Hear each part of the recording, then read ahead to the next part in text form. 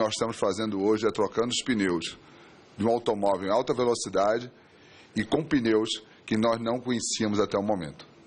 É uma grande dificuldade para nós todos. Obrigado pela oportunidade. Obrigado, senhor presidente. Antes de passar ao próximo orador, quero ceder a palavra aqui ao deputado Orlando Silva. Presidente, colegas deputados... Deputado, me perdoe, registro ainda a presença do nobre deputado Afonso Ram conosco. Deputado, por favor, nobre deputado Orlando Silva, eterno ministro. Obrigado, deputado Carlos Sabino. Quero cumprimentar o relator, nossos convidados que participam desse encontro, nossos colegas deputados. Eu quero fazer um registro. Eu cheguei há pouco aqui porque participei da instalação de uma comissão do Senado Federal de juristas que terão um prazo de 180 dias para apresentar uma lei geral do esporte.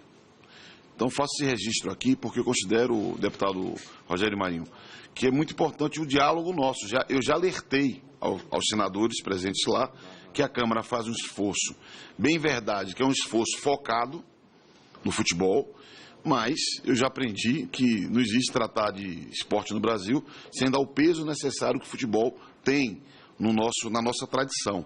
Então, eu quero fazer esse primeiro registro. Segundo, fazer um registro que dialoga com o tema tratado hoje.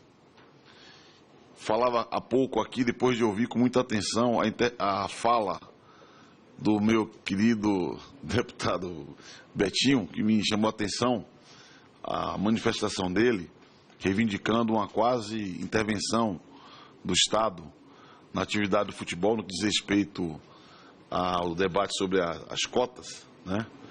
Aliás, recentemente houve setores da economia brasileira, deputado Rogério Marinho, que viveram uma experiência desse tipo e há uma controvérsia sobre os resultados que o país alcançou com essa intervenção.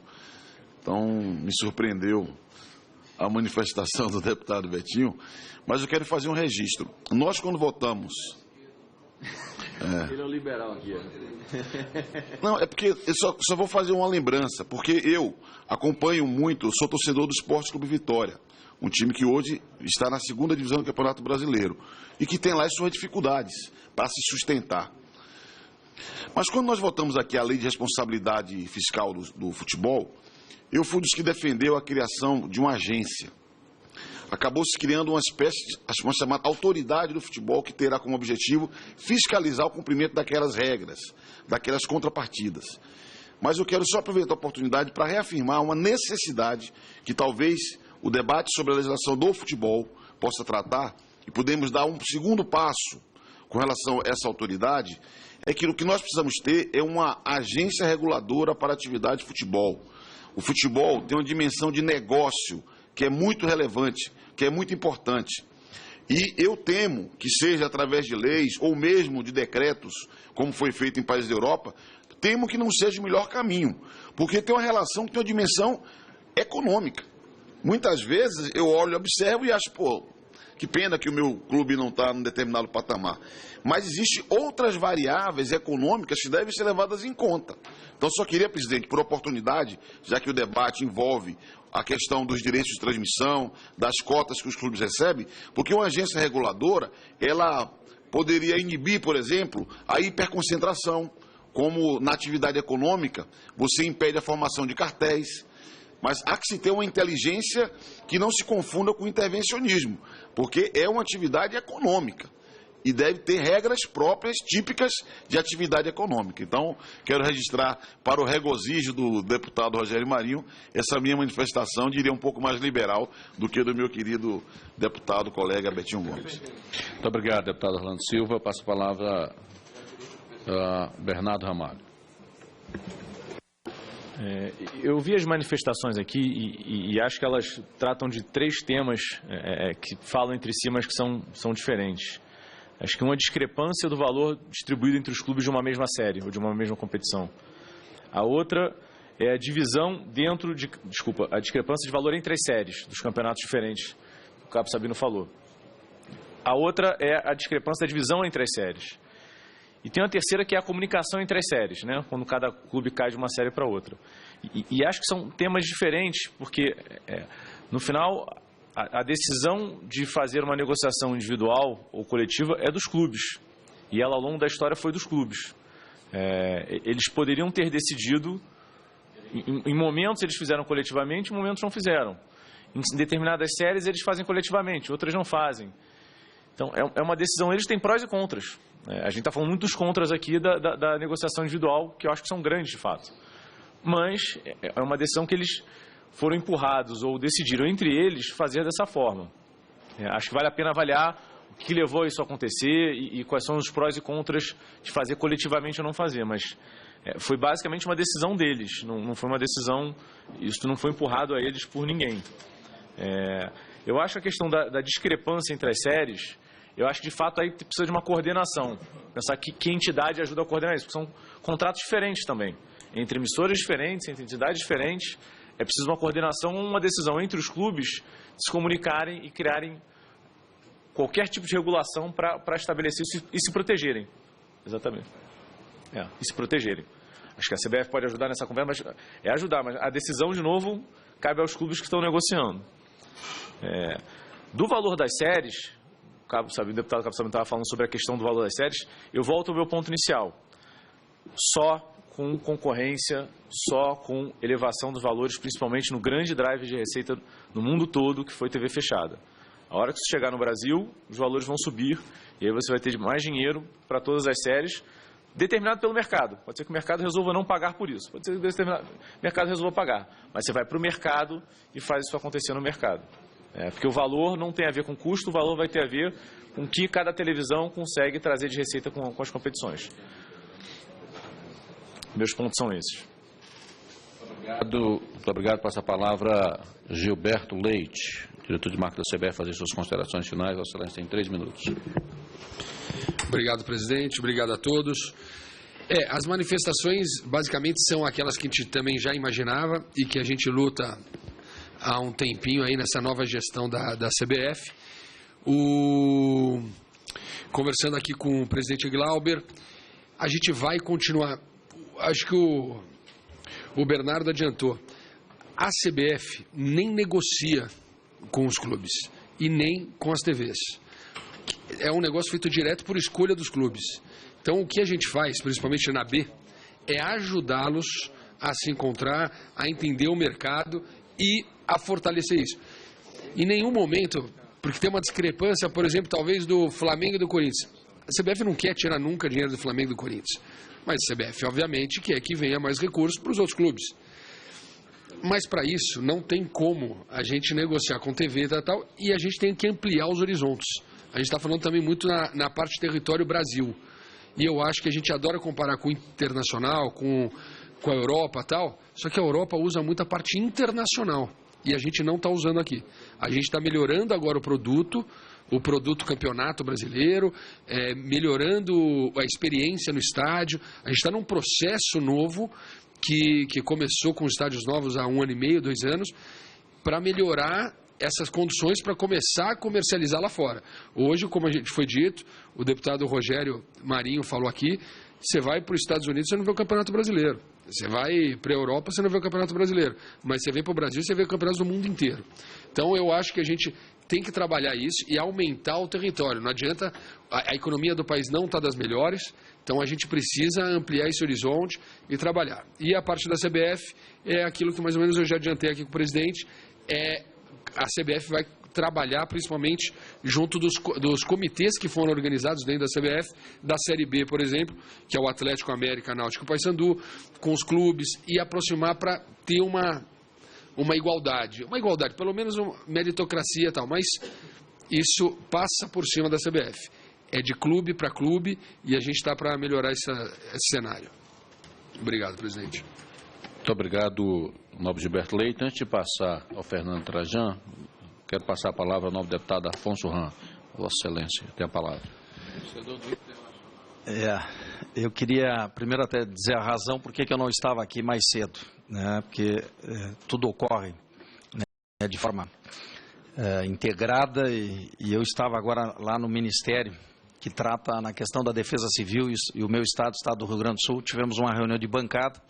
Nós temos hoje 106 municípios em situação de emergência e 66 municípios já com reconhecimento. Então, Então, uma situação das enchentes, tempestades, enfim, que assolou o nosso estado e eu, por isso, não pude me afastar. Esse tema... Ainda vai trazer a metade de lá para o meu, não? Porque pois é, né? Não, mas está subindo a chuva, né? Está chegando na região também, sudeste, está chegando no centro-oeste, vai chegar... E algum dia vai chegar no nordeste e no norte, né? No norte não é problema. Eu queria também, até porque nós fizemos parte desta comissão, né, que trata esse tema, e esse tema, na minha opinião, ele é um tema, embora eu não tenha tido a oportunidade de acompanhar a fala dos nossos ilustres, né, palestrantes e painelistas, eu tenho certeza que a colaboração ela foi grande, eu consegui pegar um pouco do que aqui foi debatido. Eu acho que a grande razão, né, de que o futebol brasileiro, os clubes, né, e quando você faz uma negociação ponto a ponto, ela favorece, lógico, aqueles clubes que têm um componente de marketing, de visibilidade e que fazem melhores contratos em decorrência dos outros. É corrente. Também, uma coisa é fazer um negócio, né, de direito de transação no momento em que o clube passa por uma absoluta dificuldade financeira e ele tem, nesta oportunidade, a principal receita garantida. É isso que está ocorrendo no Brasil. Isto é o momento. Então, eu imagino, né, nosso relator Rogério, e como primeiro vice-presidente dessa comissão especial, que nós devemos, e está aqui a CBF, está aqui órgãos de comunicação, né, e todos que estão aqui representados, nós temos que fazer exatamente esse trabalho do ponto de vista de um planejamento do futebol para o curtíssimo prazo, para o médio e longo prazo. São situações distintas. O que é possível fazer nesse momento, né, porque também nós precisamos do futebol, né, com os estádios e com presença de torcedores, e precisamos ter competições estaduais, né, a capilarização do futebol brasileiro para termos as grandes competições. Porque da onde surgem os atletas de rendimento, os jogadores de alto desempenho, que são os craques de futebol, que é a escassez que nós temos. Então nós temos que trabalhar o futebol, né, e o contexto de quem atua nele, e aí estão os órgãos que fazem, porque nós temos duas situações. Nós temos a situação do torcedor ir ao estádio, motivar o jogador. Eu fui jogador profissional, meu time está na Série B agora, o Chavante, né, o time que eu joguei com muito orgulho, e inclusive segunda-feira lá em Pelotas assisti o jogo contra o Vila Nova, né, melhorou bastante, né. Deixa eu até fazer um contraponto, ministro. Na verdade, quando eu saí, nós disputávamos a Série A do campeonato, né, em 85, 86, né, até teve uma vitória do Chavante em relação ao Flamengo de 2-0, né, mas faz algum tempo, né. Mas é importante, eu queria colocar esses aspectos, porque nós temos que trabalhar na colaboração da construção, da reestruturação do futebol brasileiro. E a reestruturação do futebol brasileiro, todos são responsáveis. Porque nós precisamos fazer futebol não só nos times de elite. E não podemos e não vai ser assim. Assim como tem que ter, né, construção, né, e estrutura para a formação dos atletas de categoria de base, o centro de treinamento, que nós temos agora um recurso, né, eu sou autor, inclusive, da proposição em relação à questão de construirmos com os recursos do lucro do resultado da Copa, construir os CTs, e tem que andar. Eu tenho cobrado isso muito, tem uma audiência pública para nós debatermos aqui sobre esse aspecto, que é recurso oriundo da FIFA, que vem para a CBF, mas que tem que ser, né, construído esses centros e em apoio aos clubes para fazer exatamente um dos eixos, que é a formação. Agora, nós precisamos trabalhar, e foi colocado aqui, quem sabe, uma agência, mas tem que haver uma interlocução para dar o suporte àqueles que não têm poder de barganha de sentar na mesa e para fazer futebol.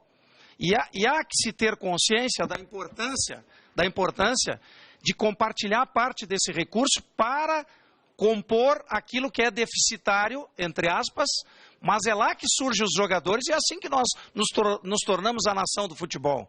Porque se praticava muito futebol, se praticava e tinha e tem clubes organizados, trabalhamos a questão das dívidas, que é um elemento, e agora vamos trabalhar uma parte da legislação, mas tem vários temas.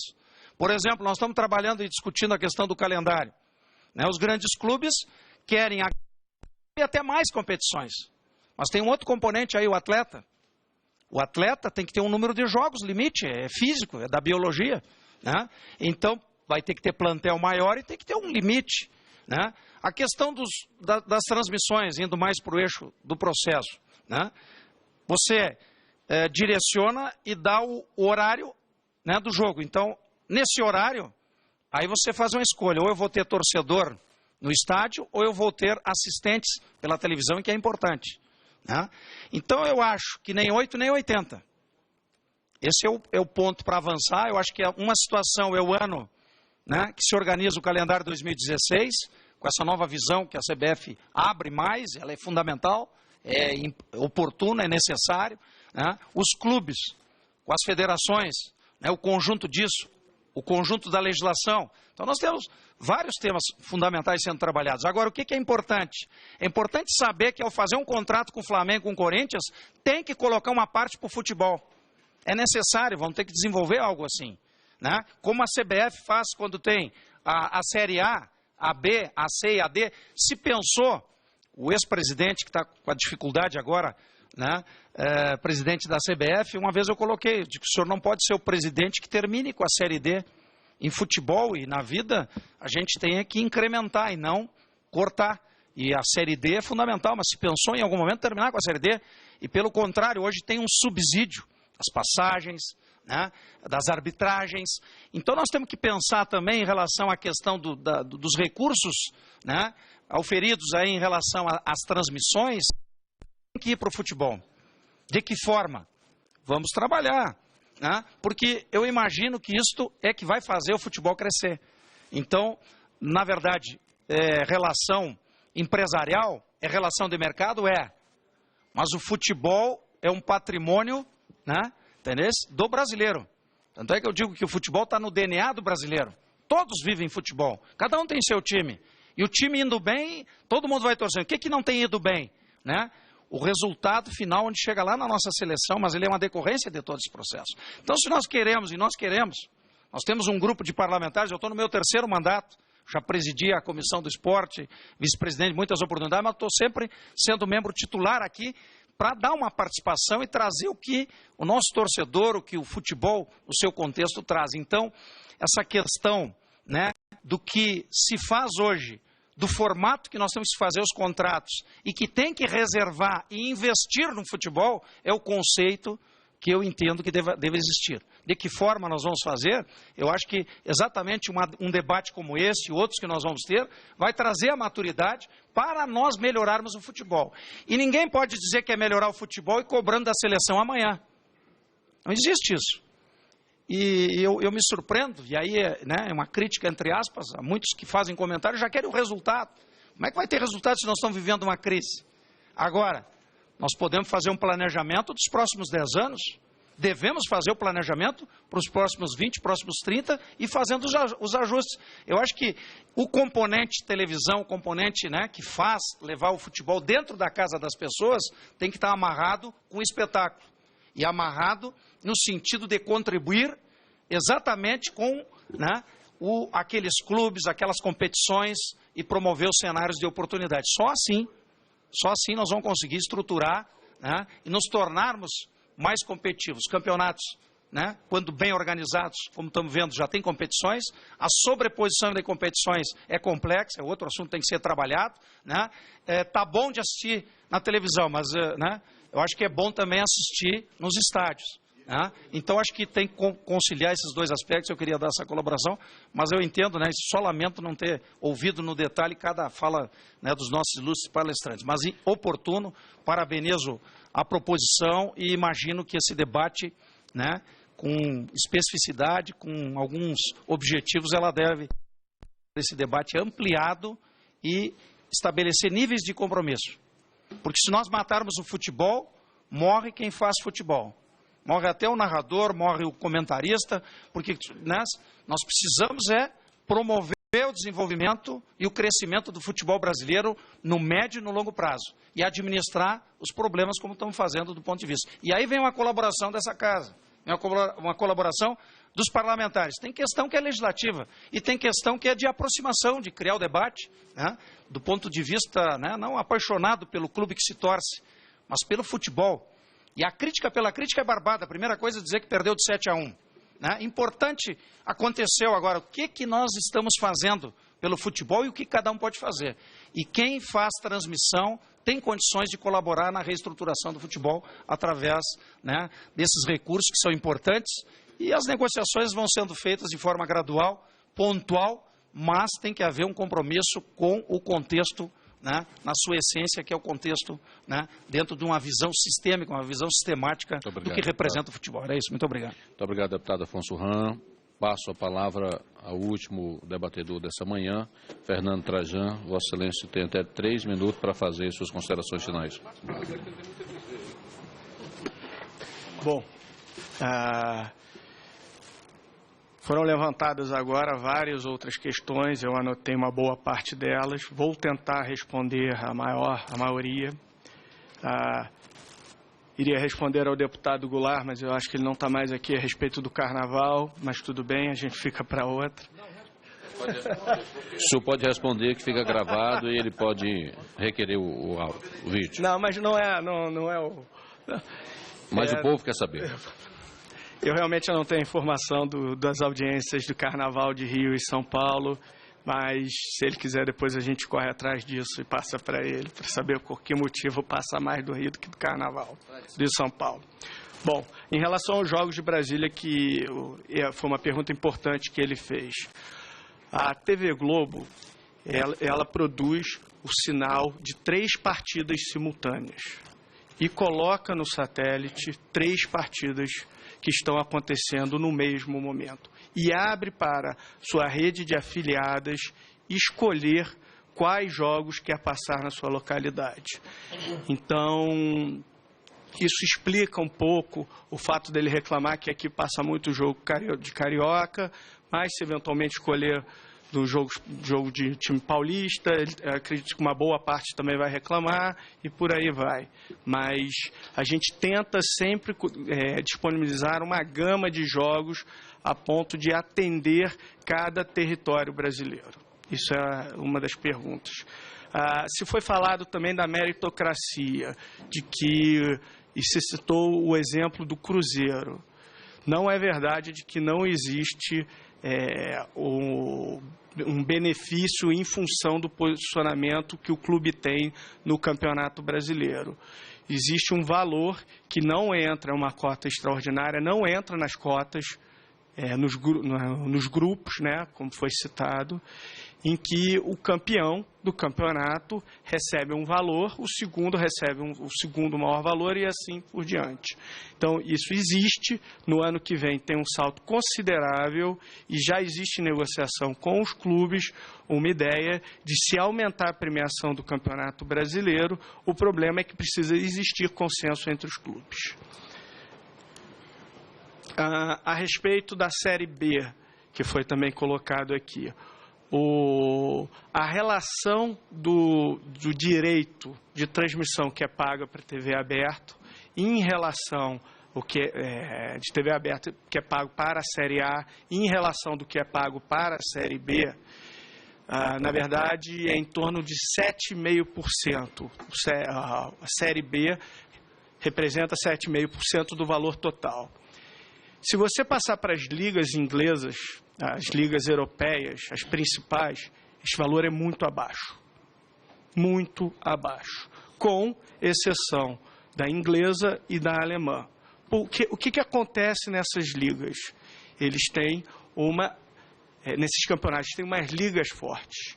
As ligas negociam e elas repassam o valor para as competições menores. Eu tenho aqui até um levantamento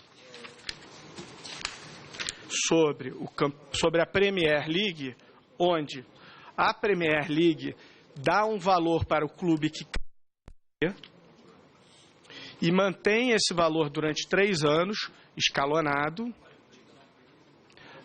A Premier League, a Liga Inglesa, quando um clube cai para a Série B, eles dão um valor definido, está na regra deles, está na internet, vocês podem buscar a regra, né, da Premier League, e mantém essa ajuda de custo, eles chamam de parachute payment, um pagamento paraquedas, foi falado aqui colchão, na verdade, pode ser uma boa tradução.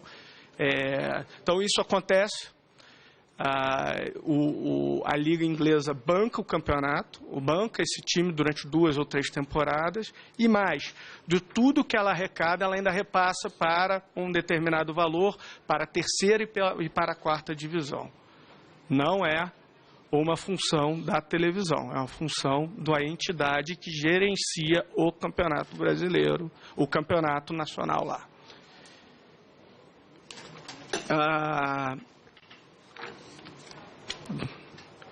Alguém também falou da Espanha, o coletivo, que passa agora a ser um campeonato, a venda de direitos passa a ser coletivo. Vai ser a primeira inovação do campeonato espanhol, que vai ser feito de maneira coletiva. Até o momento sempre foi individual, o que acarretava uma convergência muito grande de valores para apenas 2 clubes. Mas se você... Eu tenho aqui como vai ser feito essa divisão do campeonato espanhol.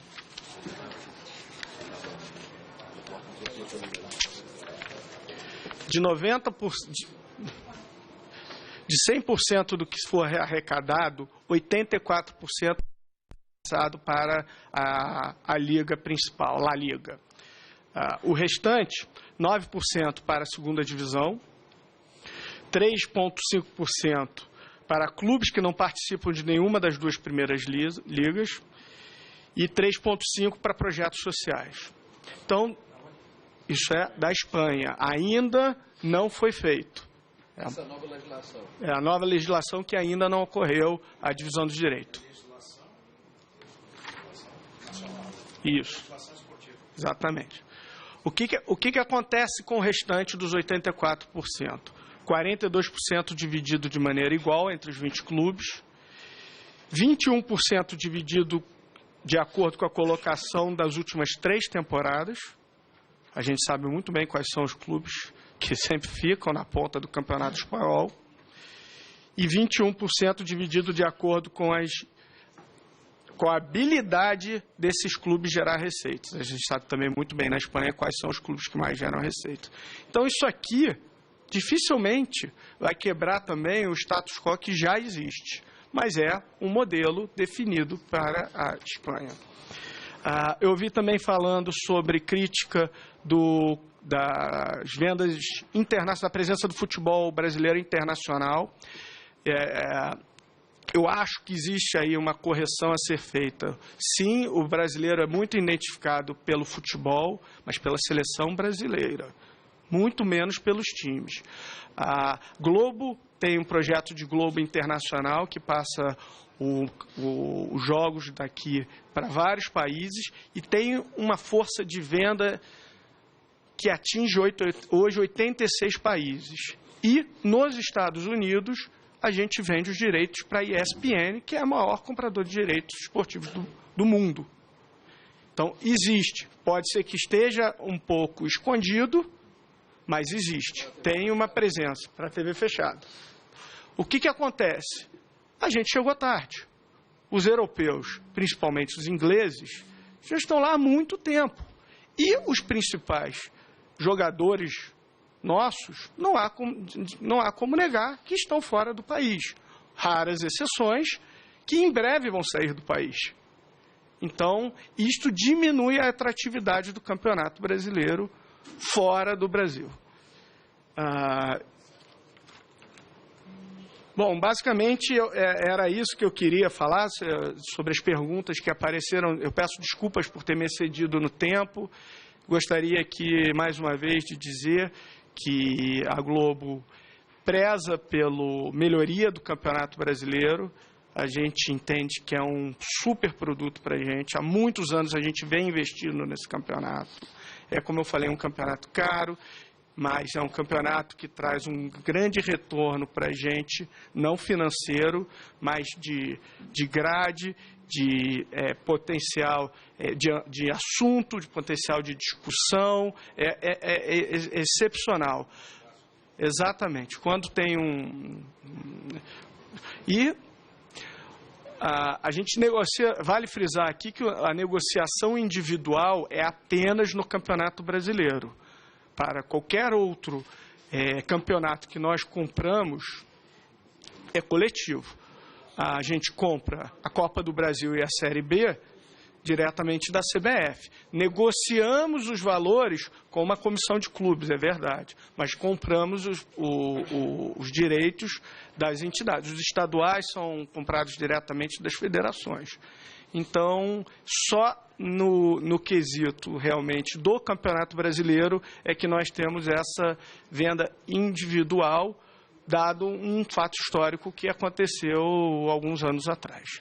É isso, a gente acredita muito no futebol, vamos continuar, temos assim todo o interesse de continuar a dar visibilidade para esse produto que entendemos ser essencial para a gente, para o povo brasileiro.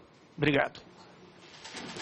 Registro a presença da deputada Bruna, nada mais havendo a tratar, agradeço a presença dos senhores debatedores, senhores deputados e deputadas, do público que nos assistiu nessa manhã, bem como dos nossos assessores.